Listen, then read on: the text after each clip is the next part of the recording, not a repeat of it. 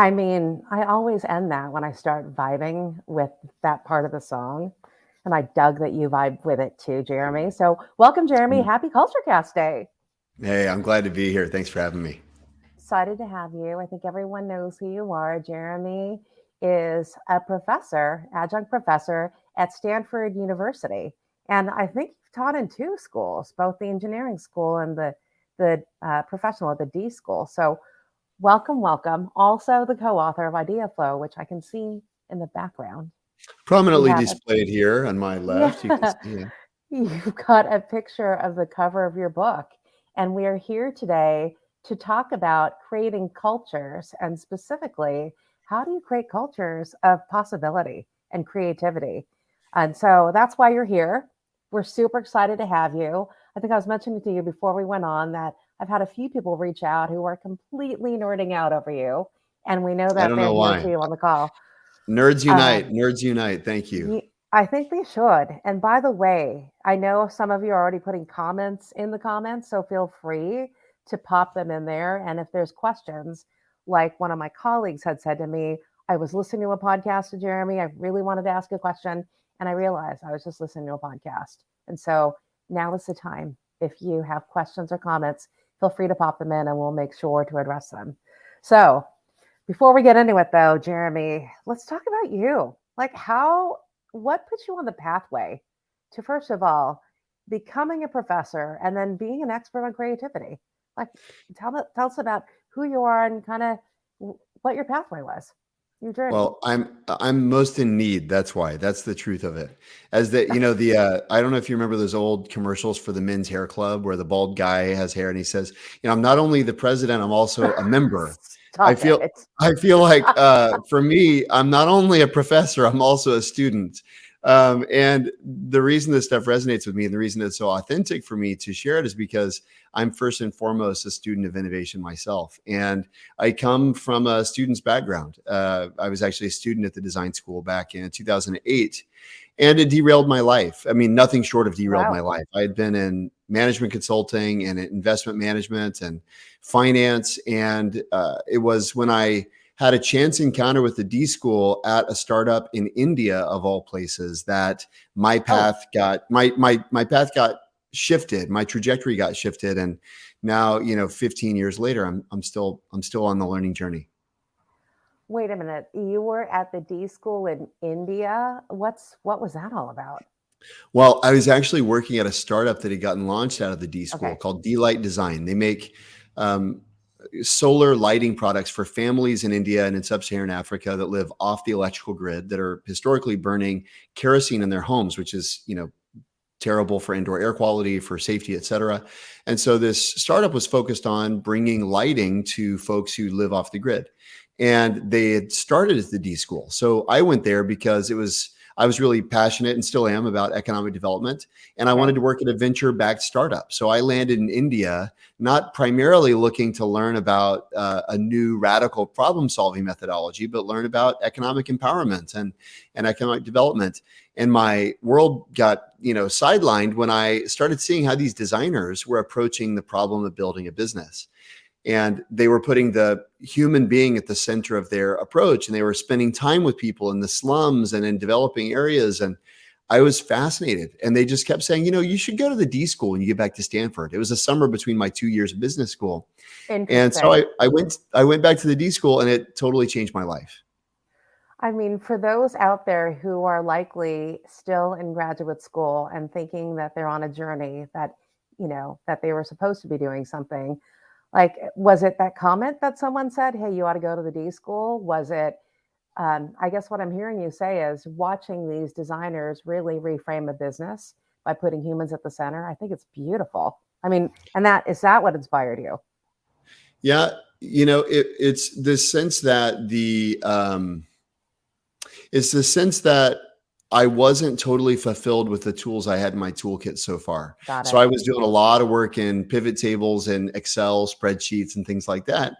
And I was good at it and I was, competent, but I wasn't thriving. And I think kind of tuning into what makes you thrive and what makes you come. I think actually pivot tables really do it for some people. And if you're one of those people, it's like more power to you. You do you. That's all good. for me, I was not satisfied with that level of analysis or that level of, idea generation. I happened to be married. Perhaps it was somewhat fortuitous. I was married to a fashion designer. Still am. I'm still married to her. But she was approaching the world from a radically different perspective. And so perhaps I was in a period of trying to reconcile these two different parts of my identity and self, the analytical, spreadsheet junkie, and then the husband of a fashion designer who's approaching the world from a place of inspiration and creativity and passion. And I think I ended up being kind of at the intersection of those 2 points, those two kind of frames of reference. And I happened to thankfully be primed for inflection point in my career as well. So all those three things kind of came together for me. I'm really fortunate. Oh my goodness. So then you came back and you went into the D school and that was it.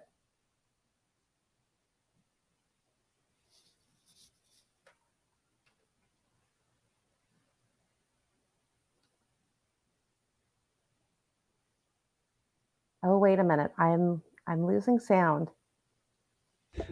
Sorry, I was saying I lost you. I had my first epiphany, and I took Seth Godin's admonition to blog every day to heart. So I started blogging every day a couple years ago. Okay. And in the middle of this practice, I remembered my first epiphany. Do you want to hear it? Yeah, absolutely. Okay. So my epiphany was in my first class as a student at the D School. This is the fall of 2008. They gave us the challenge to reinvent ramen. And of course, I'm an expert, right? I was a college student. I ate a lot of ramen in my days at the University of Texas at Austin. Cook them. Yeah. And so I thought I knew all about how to reinvent ramen, but they said we needed to visit a ramen restaurant as a part of the assignment. No kidding. I didn't know there were ramen restaurants. Okay. I'm a middle. Yeah. In Northern you California, heard me. You did not know there were ramen restaurants. Well, remember, I came from Texas. Okay. There's like Tex-Mex and barbecue and fast food. That's at the time, at least. I shouldn't say that now. Or at least that was my world. But so I went to a ramen restaurant and I'm looking around, and you know what struck me, Marissa? What? There's all this slurping. What's up with all this slurping? And I realized these people like the broth. I thought the ramen noodles were all about the noodles. Because for me, on the go, that cup of noodles, I would pour hot water in it. I'd eat the noodles, I'd throw it away. I'd never even drink the broth. And I didn't realize until I was sitting in a ramen noodle shop, the broth was the main event. And if you think about kind of a cognitive model of creativity, our imaginations are stimulated by unexpected input. And that was a profoundly unexpected input for me, this notion that the broth is what matters. And so reinventing or reimagining ramen became about, well, how do we make the broth more of the centerpiece? And to cut a long story short, one of the other key parts of the assignment was I was supposed to, I think, draw 50 drawings of possible solutions, something like that. Okay. Which just seemed totally preposterous to me.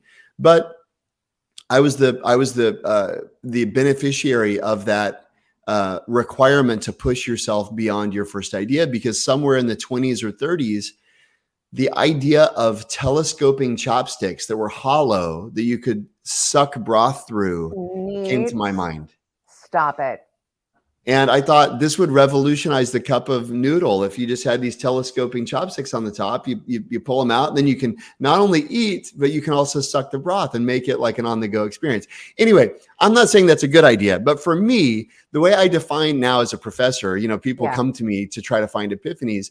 The way I define an epiphany is the moment you wonder at yourself, where did that come from?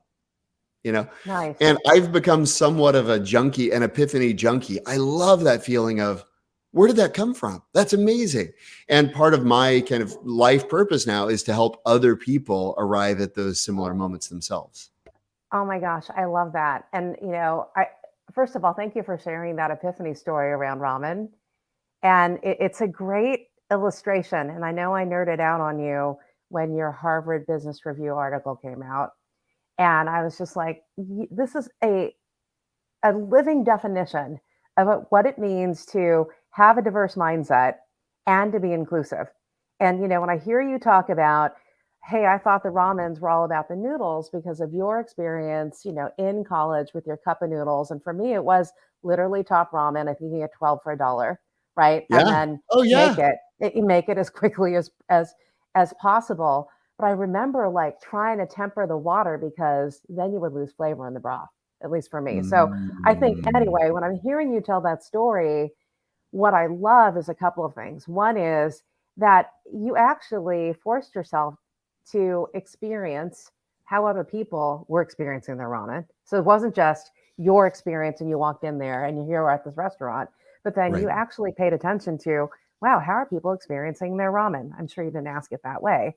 And then to you, another revelation occurred, which was, wait a minute, with the slurping, who knew that it was all about the broth, right? And Well, I think, credit's got to go to the designers of that learning experience, honestly, because if left to my own devices, I would have just reinvented it there in the classroom, right? And that's actually how we approach many problems. Somebody comes to us with a problem, we go, "Oh, I know the answer," and we move on. And yes. I think that's And part of the meta epiphany is realizing the first answer is really the best answer. And part of what I want people to actually start to realize, or a mantra, it's not exact, but a mantra that I feel like would be a really helpful mantra is to start to think first solution, worst solution. oh, that's a good one.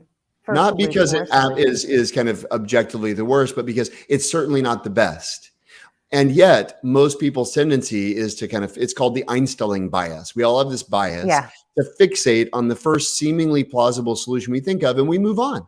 Yeah. The truth is, and we have Ari Kruglowski, a Russian psychologist, to thank for this. He found that the most distressing phenomena we experience as human beings is the unknown.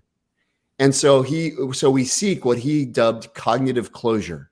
We just want to close Wow. if there's unknown, we want to close it as quickly as possible. But if you think about it, cognitive closure is literally closed mindedness. Right.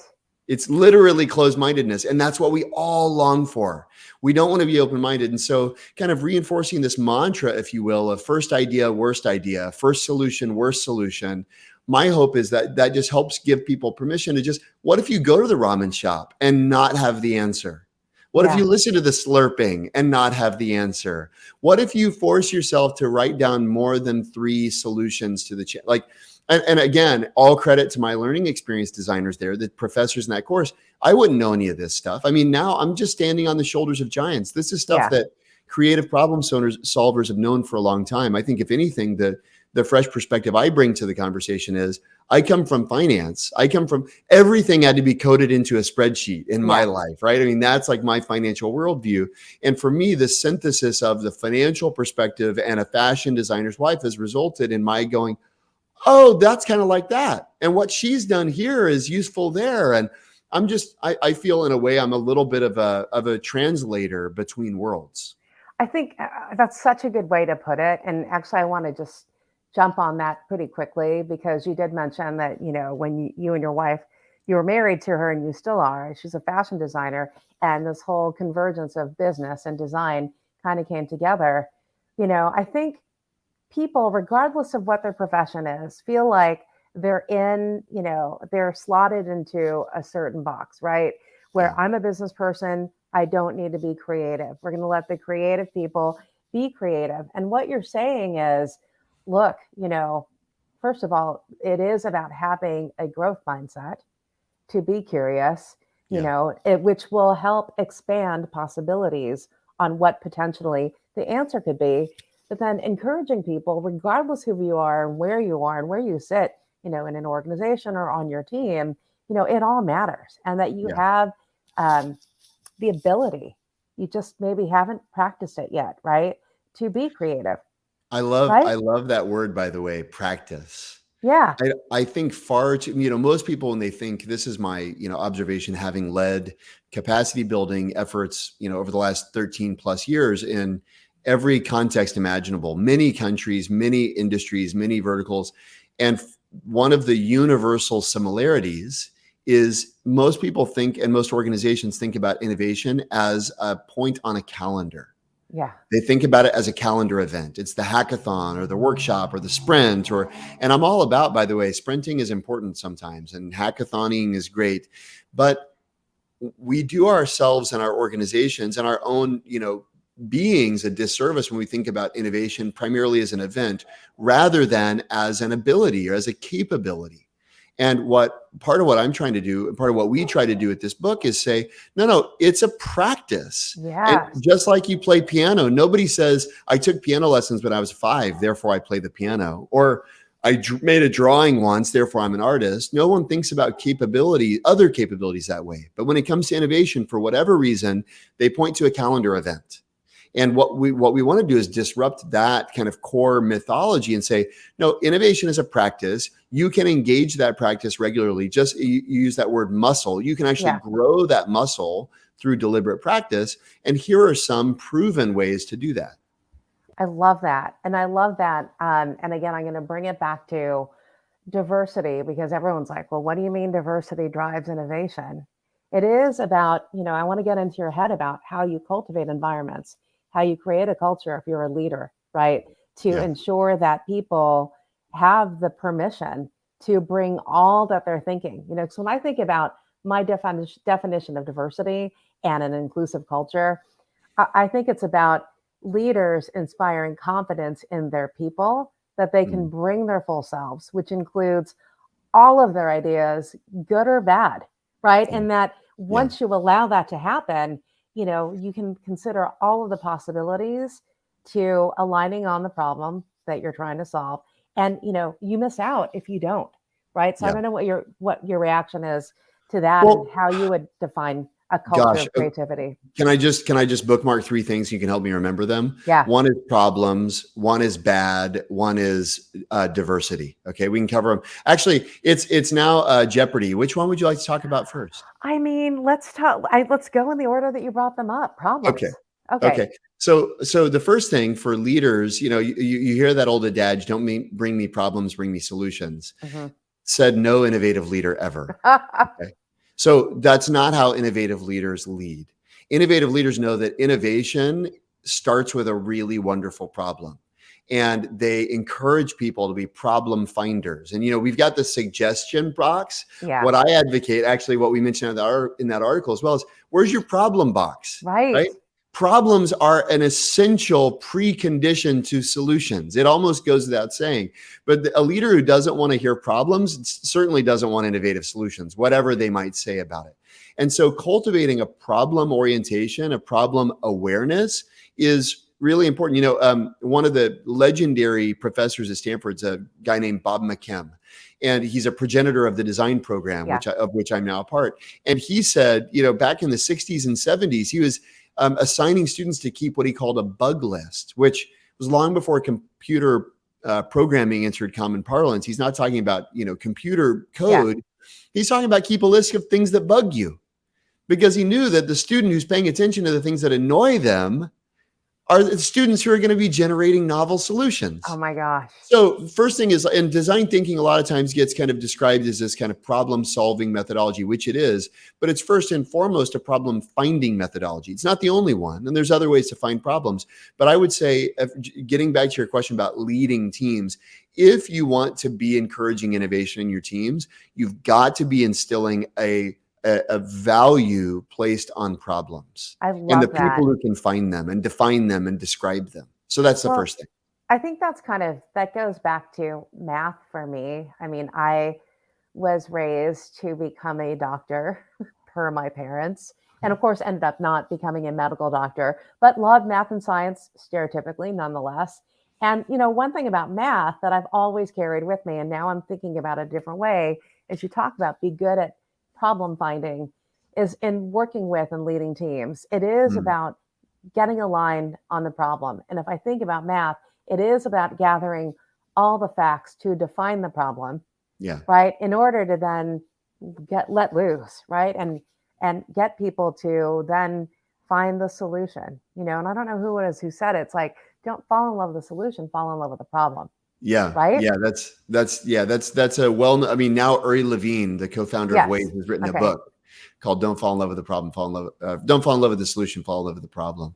But that's that's kind of problem. The second, if I'm just trying to trace my own train tracks here. Yeah. Bad. The second thing I mentioned was bad. Yeah. You had said, how does a leader create a condition where someone can bring good and bad ideas? Yes. I don't know about you. I don't know of any organizations that have where people feel like they can't bring their good ideas.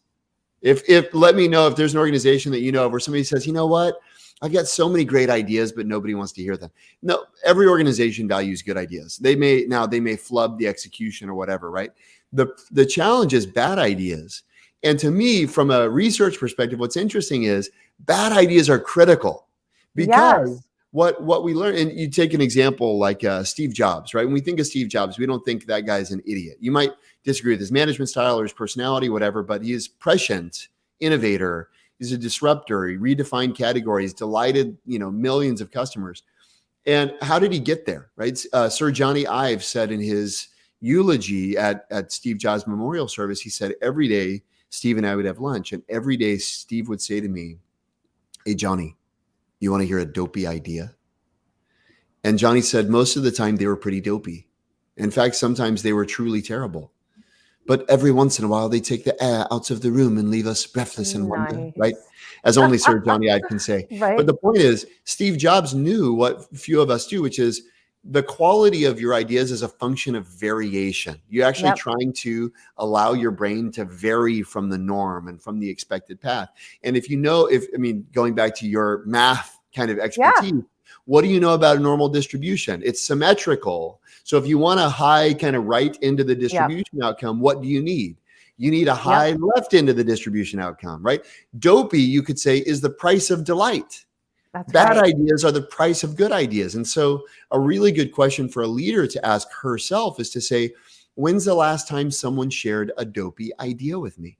I love that. A dopey idea They're from Steve. essential. Yeah, they're essential. And I think that's what I mean around people bringing their full selves. I think there's this um, need to feel perfect, right? This whole I'm at work and I need to be perfect with everything that I show up, and how I show up. And I think that stifles people. When I think about creating a culture of inclusion, Yeah. when people don't feel like, hey, look, it's okay, this learning culture, whatever you want to call it. Like, I think the n cannot equal one, right? Like, it's got to be multiple things. If we'll stick with math one more time, there's got to be multiple variables in order for you to kind of then find a solution, Yeah. that will work. No, I can't emphasize that enough. The other thing, obviously, or to state what is implicit right now is volume matters. And it's Okay. actually, one of my kind of, you could call my nerd crushes or my nerd hero is a gentleman named Dr. Dean Keith Simonton. And he conducted a longitudinal study of breakthroughs across different fields, not only in the arts but also in the sciences and engineering, et cetera. And the upshot of a lot of his research is basically this: the variable that is most highly correlated with the quality of one's work is the quantity of one's work. Hmm. So if you want to have a good idea, you actually need to have a lot of ideas. But very few of us are oriented towards quantity. We're all, as you said, we're all about quality. Yeah. And if, as a leader, if you aren't creating spaces where an enormous quantity of possibilities can be created, good, average, and bad, or maybe especially bad, then you shouldn't be surprised by mediocrity or by more average outcomes. Because very few leaders are cultivating environments where volume and variation are the kind Yeah. of key considerations. I love that. So, as a leader, how would you um, advise or coach people to set up, their next meeting, right? Oh, we're going to brainstorm. So, we're going to have a brainstorming meeting. We're going to talk about all of these things. How would you advise leaders do that in a way where it's going to encourage people to bring it all, right? The volume Well, of thinking.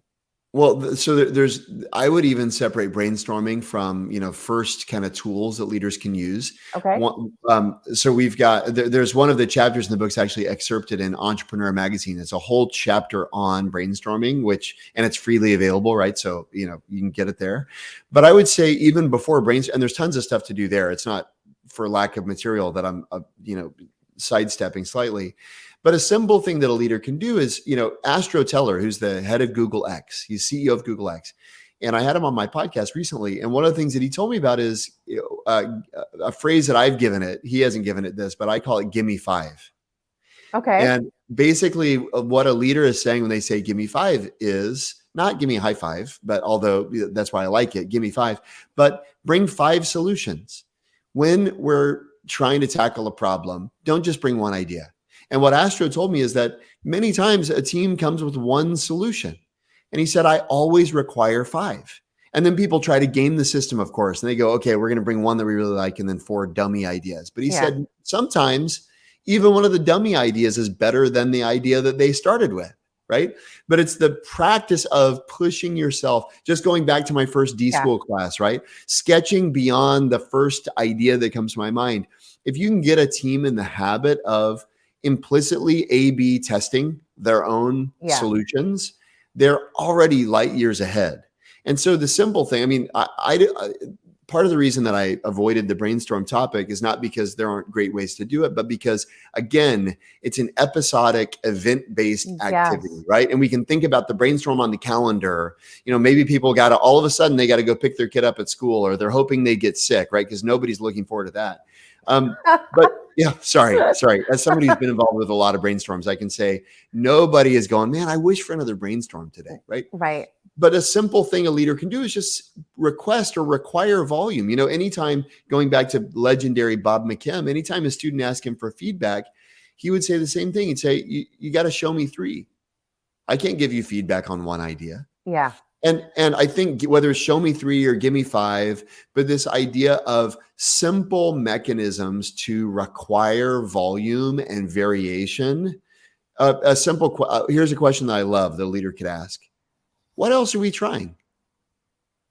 Very simple. And there's so much there, right? Trying implies a lowering of the bar. It's not what else is perfect. What else are we trying? It also implies a certain amount of skepticism over the one thing, right? What else, right, are we trying? Meaning we should try this, but are we trying other stuff? And then what else is about alternatives and options? And if a leader could just bring this kind of question into her repertoire, or his repertoire, I think that would create permission. All of a sudden, if I know the goal is to create 3 or 4 possible solutions, I'm actually I have to vary my thinking. And all of a sudden how do we know which one's best? Well, we should experiment, right? We should commission parallel experiments and actually learn which is best, right? So that, to me, that's kind of the idea with bad. I want to get to the third thing because it's actually what you started with, which is diversity.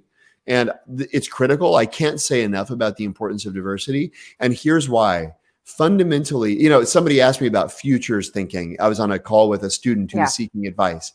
And this ties to diversity. Don't be concerned. They ask, am I an expert in futures? I said, I'm familiar with futures, but I said, if I abstract a level, I believe in collisions. Arthur Koestler wrote a seminal book on creativity, The Act of Creation. And the way he defined creativity, it's my second favorite definition ever, by the way. He said, creativity is the collision of apparently unrelated frames of reference. And collisions are where the interesting stuff happens. And futures, as far as my kind of layman's understanding, or my limited understanding is, it's a structured process for facilitating collisions between frames of reference. That's it. So I'm a believer in futures insofar as I'm a believer in collisions. Okay. But the meta point being, collisions are important. And if you think about an idea, what's an idea? It's just a collision. It's a collision, a connection, you could say, between 2 things. And that's actually super valuable for people to know. An idea is not new. It's a new synthesis of 2 other things. If we think about an idea as something that's like ex nihilo, so to speak, we're in trouble, right? Because none of us are capable of ex nihilo creation. Literally none of us. What we do cognitively, if you look at, fMRI scans, what we're doing when we're coming up with an idea is 2 things we already know have come in contact in an unexpected way. Yeah. And so again, collisions, I'm getting to diversity, I promise. I hear you. If the question is, how do we facilitate collisions? And if an idea is a connection between 2 things I or we collectively know, then you think about, my head is only capable of so many collisions or connections, right? I'm bringing, you could think about an idea as kind of a combination of Lego pieces. We put them together. Yeah. I tell you, a stroller, in San Francisco, there's hills. And then I tell you, self-propelled lawnmower helped me when I was a kid, mowing lawns. Immediately, what do? Like, I don't have to tell you the idea, right? You go, oh, yeah, that's two Yeah. Legos. We can put them together, right? That's how ideas work. Well, if I bring a bag of Legos to this conversation and you bring a bag of Legos to this conversation, the number of novel connections, one, I mean, goes up just because we're two brains, not one. But to the extent that our backgrounds are, sorry, I'm choked up when I talk about I this. know, I'm going to cry. To the extent that our backgrounds are diverse and our perspectives are different, the number of potential combinations goes up exponentially. Right. I'm excited about you taking that point. And to me, I think, again, it's still a challenge today, I think, for leaders when they think about how do we remain committed to diversity in the face of the year of efficiency in a lot of our organizations, a lot of companies. I think about the proverbial diversity function, which many Yeah. have, culled out of their organization because now they're trying to make margins as well as focus on G&A. But I think that definition of how many connection points can you make? And I love just the visualization of your bag of Legos, you bring yours, I bring mine. And how do you do that and make all those connection points? Right. Then eventually it'll become something. And I think Yeah. that's And how. are you creating a space where you can try on connections and try on Yes. possibilities? And is there a, one of the tenets of improvisation, we borrow a lot from improv theater in the D school. One of the things that one of the great tricks that we've leveraged from improv, there's obviously the yes and, right? Yeah. Which is great. One of the things that's amazing is assume your partner's a genius. Assume the contribution they're making is the very best contribution that could possibly be made. Your job is to figure out why they're a genius, but that they're a genius, unquestioned. I think if we, and it's similar, it's not unlike assuming good intent, right? Even in Yes. interpersonal dynamic. But if we assumed genius collaborators in our organizations, especially among people who don't look like us or think like us, Totally. I believe magic would happen.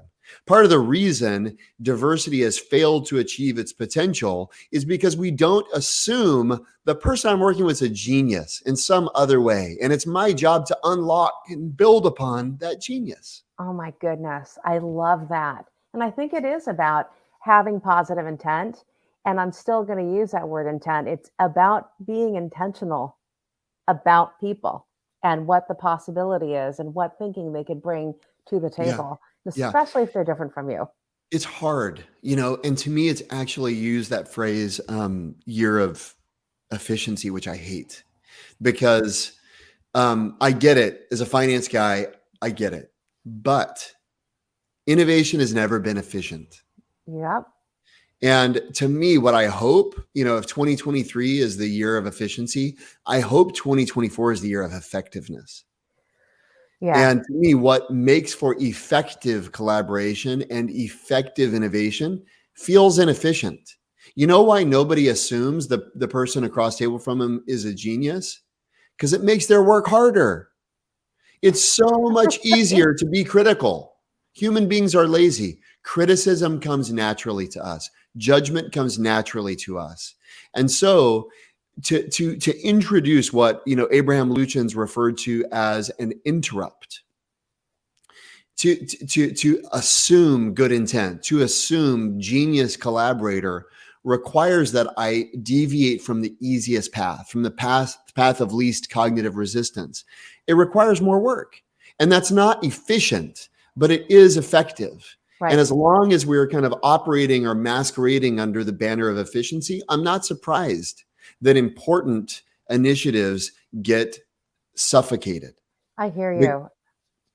Yeah, I think, and actually I'll work in the question, and I think Nicole is on here. She's the one, she and I had a conversation before we jumped on. And I'll stick to this year of efficiency, which I'm aligned with you. I don't know that I believe it in that, okay, I think everyone is looking at G&A and trying to hit a margin number. Totally get that. I was watching CNBC. It's kind of like my ear candy. I kind of have it on in the background in the mornings. This is a safe place to make confessions like that. Okay. Yeah. Okay. And the CEO of McDonald's, so Chris Kempinski was on, And the reporter like threw in this last question around, well, I know it's the year of efficiency, and you all just went through a round of layoffs. So she brings that up and then talks about, so what's going on? How are you feeling about that? And then, Chris, to his credit, said, hey, this wasn't about a GNA play, right? I'm using my words, not his. Mm-hmm. He said, I think it's an opportunity now for us to think about, first of all, put our business at the center, our people at the center. So he said something like that in terms of, the product, the people are at the center of innovation. But then secondly, and how we might approach our business differently, right? And so he said that, and yet, okay, they have reshuffled the deck, so to speak, but now it's a chance to think about executing the business differently. So I think it's an interesting thing to say we've reduced people. So I want to get your thought on, all right, when you have less people, unless you create an environment where we're like, hey, let's just toss out old ways of doing things and figure out how to do new things, because now it's a new combination of different people. Is that efficiency and innovation at the same time? I think I don't know is the short answer. And I hesitate to say that, but given that I just wrote a blog post yesterday entitled "Say I Don't Know When You Don't Know," I feel it would be disingenuous to say something else. The truth is, it depends on who's left. It depends on the perspective they have left. If all the old guard is left, doesn't matter how much you reduce, you're not going to reimagine something, right? I love that. Right. And so to me, that's I don't know all the details there to make a final judgment, but the question of who's doing the thinking is still paramount, and who's doing the collaborating is still paramount. And I'm not advocating necessarily more or less, so much as I'm advocating recognizing that the decisions we make and the solutions we generate are a function of who's thinking and who's collaborating, and who you have in the room matters. I love that. And I think it is about who's left and who you have in the room matters. And I was talking with Nicole about this too. She's like, well, what about if you're in your flow, right? And so, in this time where there's less resources, less people in the room, and yet they get super excited about looking for a solution. And, how do you manage burnout? And I know that one of my dear friends, and I've heard you say this before, I've been in one of your seminars, right? Where it's kind of like when you get to this point of exhaustion, that maybe it's time to step away, right? Because then, that's almost the opposite effect of trying to find new ideas. So what are your thoughts on that? Like, what would you say to Nicole? Well, I think that a lot of times the hard work of trying to solve a problem is the necessary precondition to summon all of the energies and powers of your subconscious. And then if you've sufficiently summoned your subconscious, the most responsible thing you can do is walk away. And the most responsible thing you can do is recognize that there needs to be some background processing. And so I think it's not that the work is unimportant, but it's that the conscious focused attention isn't everything. And there's loads of examples, of breakthrough thinkers throughout history who recognize the way that I can advance right now is by working different, as I would say. So you look at Albert Einstein, classic example. Whenever he was stuck on a physics problem, he'd pick up his violin. And if anybody happens on his cottage, sing and play the violin, I think for us as kind of efficiency oriented, focused, productive people, we'd go, this guy's wasting time, right? Frank Lloyd Wright would take multiple naps per day. Joyce Carol Oates always walks up the hill behind her house whenever she's stuck on a plot line, right? And on and on and on. There's all sorts of historical examples. And to me, I think actually we need permission and language to create space to work different.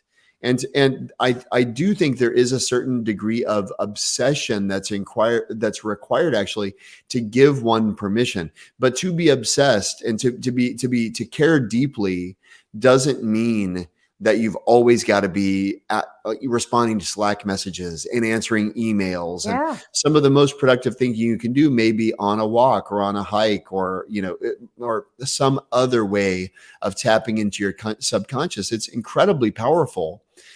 But right now, there's not permission for much of that. We have very, very narrow definitions for what looks like productive work. And yet, if you look at the history of invention, there's a reason they say the history of innovation is the bed, the bus, and the bathtub. Say more about that. The bed, the bus, and the bathtub. There are all these in-between places, all the places where we're not really working. And that's where the innovation tends to happen. And mind you, if somebody spent all day in the bath, I don't think they'd get more ideas. They spent all day on the bus. But the point is, the bath is a valuable part of your day, And I mean, no kidding. I was speaking with a young professional recently who actually asked me, she said, should I give up sleeping for a while? Because I just have too much to do. And I thought, what a shame that the narrative she's been hearing is so that the thing that's got to go is her sleep, to the point of neglecting self-care. And so to me, I think that we have the pendulum has swung so far to the extreme of efficiency and productivity that we're starting to neglect really important aspects of what makes human ingenuity shine and thrive. Yes. Well, I think you hit a key point. It's unfortunate that student says, should I give up sleep? I'm reacting to when you said the in-between, right, is when the ideas come up. I think I see a couple of former colleagues here where they would be driven crazy by me because I'd be like, oh my gosh, I had this routine of working out every morning and getting ready before I went into the office or went onto Zoom. And it was those in-betweens where I'm like, hey, that issue that you brought to me or that problem where you asked for my opinion, here's 1, 2, 3, 4, 5. Don't know if any of them are awesome, but here's what I think about it. And they're just like, oh man, you were probably getting ready for the day. It was during that in-between time when it's really about focusing on you. I want to get into that because you said this. It's around having grace for others and giving permission and having space to take that time. But then the importance of self-care, right? And taking care of yourself. Yeah. So that you can be a productive, innovative being. So what are your thoughts on that? Well, it starts with a calendar. If you ask most people why they aren't able to be creative or why they aren't solving problems in novel ways, they'll point to their calendar. Famously, this is an example that I've cited in a lot of different places now, but it's a perfect example. I was doing a capability building endeavor with a large tech company, and a woman who runs the IT department, who's a phenomenal executive and professional, consummate professional. We gave the assignment to this cohort of leaders. In the next 2 weeks, you've got to run one experiment. And by the way, in our language, experiments is cheap, scrappy, fast, not like Herculean, not, expensive, not long time. Call it 2 hours, and over the course of the next couple of weeks, you'll have an experiment done. And she came to the Zoom meeting 2 weeks later and we said, hey, Ann, tell us about your experiment. She said, when am I supposed to run an experiment? And I said, what do you mean? She said, well, it's Wednesday morning. And if I look at my calendar really quickly, and she kind of tallied up, this is meeting number 32 on my calendar. And she said, I don't know when I'm supposed to experiment. And I realized in that moment, I'm thankful that I have the position that I do to say, Ann, look at your calendar next week. How does it look? She said, it's crazy. I said, look at your calendar the next week. How does it look? So it's pretty crazy too. I'm booked out for a couple solid weeks. I said, okay, look at your calendar the next week. Said, okay, there's a few spots of daylight there. I said, okay, preemptively block it. Yeah. And she said, what? I said, I'm going to call this a love letter to your future self. Preemptively block it. She said, well, what should I call it? And I said, experiment. And she said, well, but what am I going to do? I said, you don't know yet. But if you don't have the time, then when it gets the time, when the time comes to run the experiment, you'll say you don't have time. So to me, there's something, Atul Gawande mentioned this in a recent interview. He wrote on Being Mortal, and he mentioned how he schedules what he calls unscheduled time. Yep. He actually blocks it on his calendar. And to me, there's something about, like, whereas the calendar, a lot of times we're victims of our calendars. The amazing insight that I've arrived at is, for most, it's not true. Everyone is not in control of their calendar. And I don't want to pretend that's true. Yeah. I would say the vast majority of us are in far more control than we like to believe if we look far enough out. And if we start looking farther out and we start creating regular pockets for ideation and experimentation and seeking perspectives beyond the insular, circles in which we run, we'd find we actually can create that space. And we can begin, instead of being the victim of our calendar, we can start to wield our calendar as a weapon or as a tool that could unleash our creativity. I love that piece of advice. Actually, if you're looking ahead and scheduling ahead in the future, if you can't find it today. And I also love the idea too of, knowing when you've got the energy. And what I mean by that is, again, everyone has different cadences depending on what it is they do. And in an old life for me, it's like, oh my gosh, Mondays were go, go, go, because it was like the executive team would meet. We would be in meetings all day. And so I would have to find spots during the week where I'm like, all right, I called it just kind of the free time, where I'm free to either walk around and see what's going on, walk around by calling people if I was on Zoom, Right. just think about anything and having that free space. But giving that free space at a time where I had energy, not Friday afternoon at 3:00. No, You know what I mean? you're Like, you've just got going to to zone out. exactly. Well, even in the early days of Amazon, Jeff Bezos would block 2 days a week where he wouldn't schedule meetings. And you go, well, that's startup mode. No, at the time, Amazon was valued at 17x Barnes and Noble. Okay. And he said, it's important. If I'm not surfing the web, if I'm not managing by walking around, as Peter Drucker, whoever says, Yeah.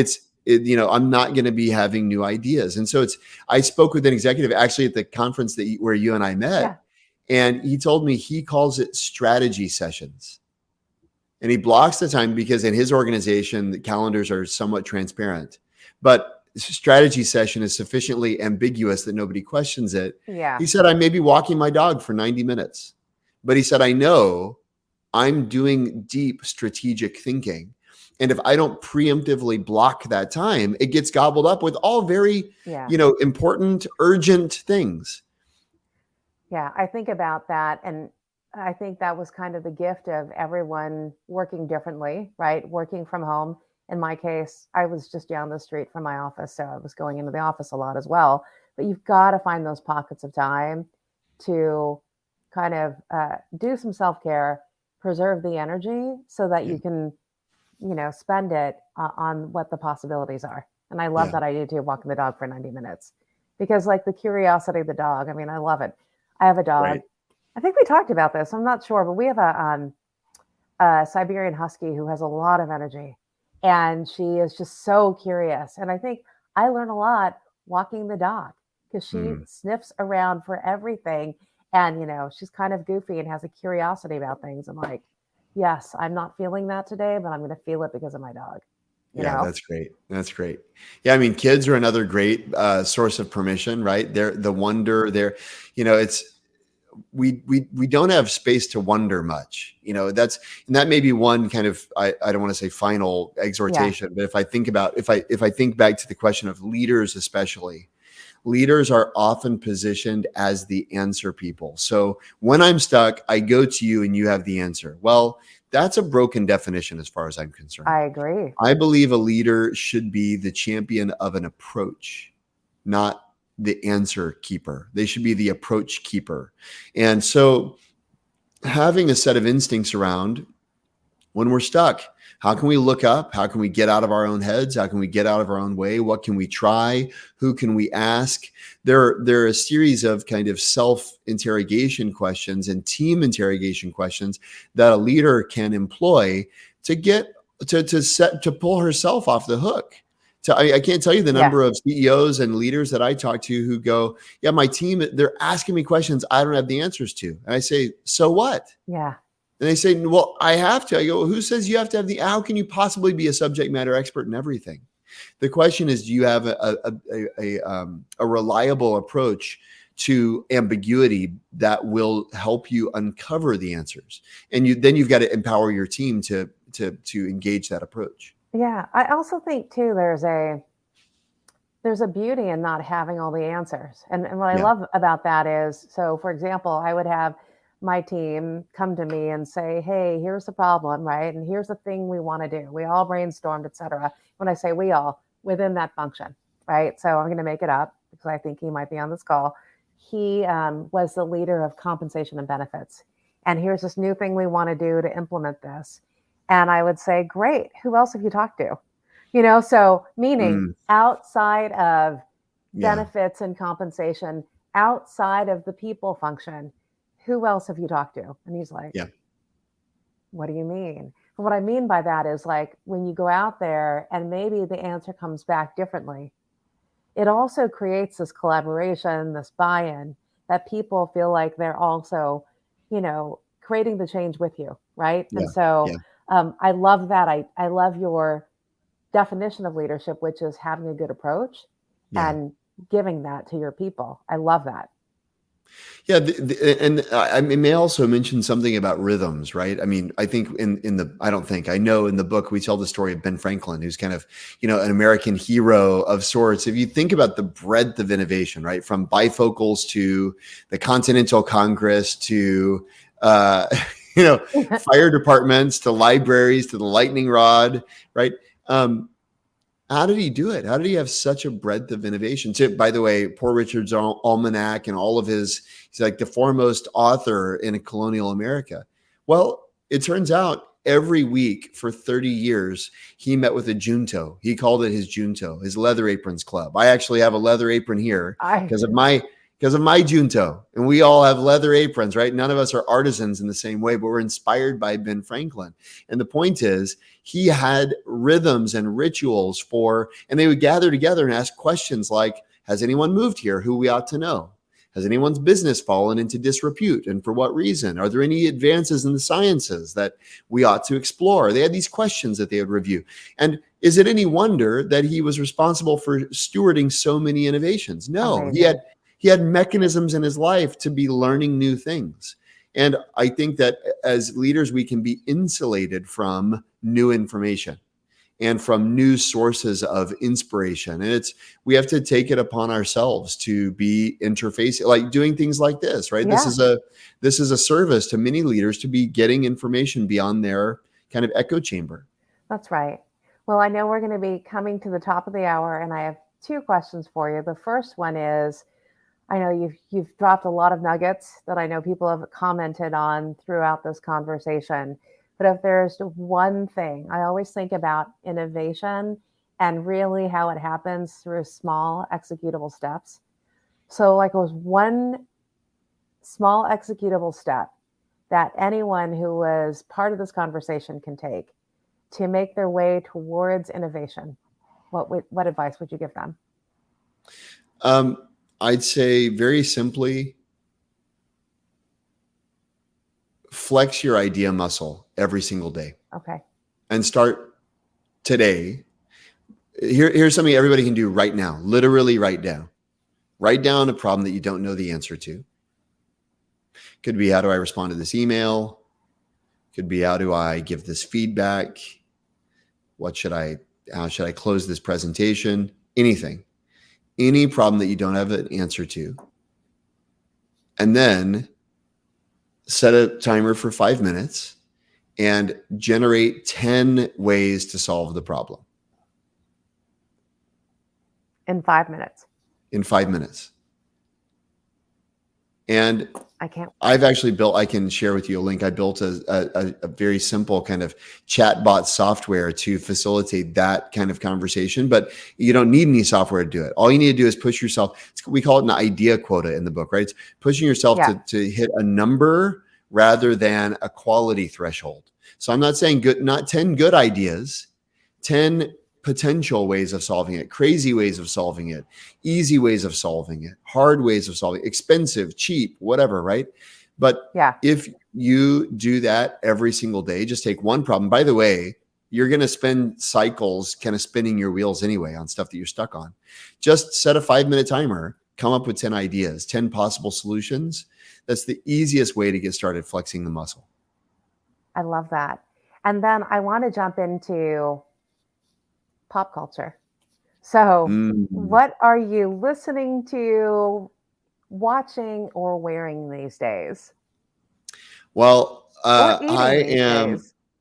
I am a big Warriors fan. I don't know how you feel about the Warriors, but I am sitting on the edge of my seat to see whether they can three-peat or 5-peat or whatever it is, Yeah. with the Or new whatever it is. orientation. Right. So it is whenever it's NBA playoffs, my life gets awfully focused on checking the scoreboards, things like that.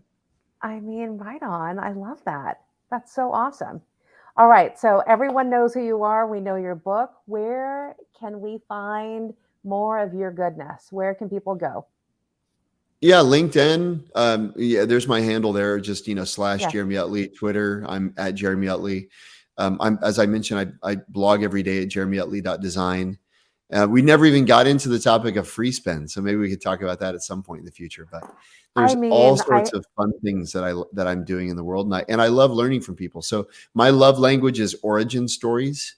So if you have origin stories, folks out there, of cool stuff that's happened in the world and how it's happened, the greatest thanks anyone can ever give me is tell me a cool story. I love that. Well, everyone knows how to get a hold of you, Jeremy. Please tell him a cool story. And at some point, we might need to spend some more time just talking about free spend, dude. I Yeah, mean, we haven't even gotten it's in it.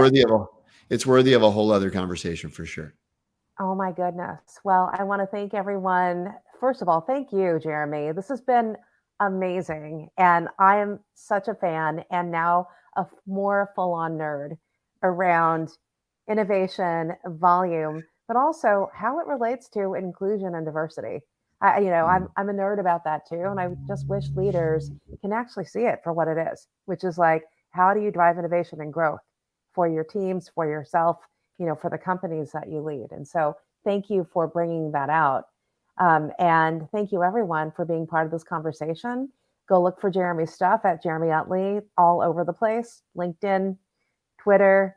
I'm also going to look for that free chapter on your website. That looks like fun. And It's then there. hopefully, It's yeah, there. hopefully all of you can join live at the next CultureCast, which actually is this week. We kind of have a double header this week.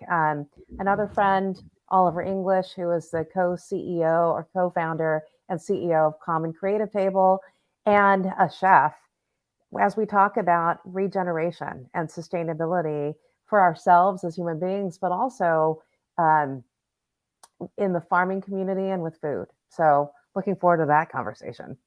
That sounds amazing. Yeah, thanks everyone for joining us today. It's a lot of fun. Thank you for Yeah. having me. Thanks all.